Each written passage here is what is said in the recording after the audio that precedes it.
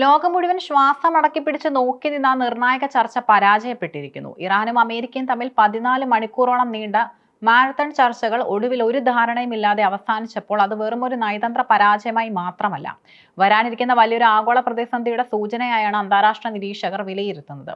ലോക സമ്പദ് വ്യവസ്ഥയും എണ്ണ വിപണിയെയും ഒരുപോലെ പിടിച്ചുലയ്ക്കാൻ ശേഷിയുള്ള രണ്ട് വൻശക്തികൾ മുഖാമുഖം വന്നപ്പോൾ സമാധാനത്തെക്കാൾ ഉയർന്നു കേട്ടത് തർക്കങ്ങളുടെ സ്വരമാണ്. ആണവ സുരക്ഷ മുതൽ ഹോർമൂസ് കടലിടുക്കിലെ എണ്ണക്കപ്പലുകളുടെ യാത്ര വരെ ഈ ഒരൊറ്റ ചർച്ചയെ ആശ്രയിച്ചായിരുന്നു. എന്നാൽ വിട്ടുവീഴ്ചയില്ലാത്ത നിലപാടുകൾ ചർച്ചകളെ വഴിമുട്ടിച്ചുവെന്നാണ് പുറത്തുവരുന്ന റിപ്പോർട്ടുകൾ സൂചിപ്പിക്കുന്നത്. ചർച്ചകൾ പരാജയപ്പെട്ടതിന്റെ ഉത്തരവാദിത്തം ഇരു വിഭാഗങ്ങളും പരസ്പരം ചുമത്തുന്നതാണ് ഇപ്പോഴത്തെ ഏറ്റവും ശ്രദ്ധേയമായ കാര്യം. അമേരിക്കൻ പക്ഷം പറയുന്നത് ഇറാൻ ആണവായുധ വികസനം പൂർണ്ണമായും ഉപേക്ഷിക്കണമെന്ന അടിസ്ഥാന നിബന്ധന അംഗീകരിക്കാൻ തയ്യാറല്ലെന്നാണ്.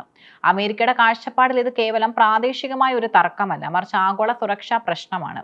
ഇറാൻ യുറേനിയം സമ്പുഷ്ടീകരണ ശേഷി നിലനിർത്തുകയും അതേസമയം സൈനിക ഉപയോഗത്തിലേക്ക് നീങ്ങില്ലെന്ന് മാത്രം വാഗ്ദാനം ചെയ്യുകയും ചെയ്യുന്നത് മതിയായ ഉറപ്പല്ലെന്നാണ് അമേരിക്കയുടെ നിലപാട്.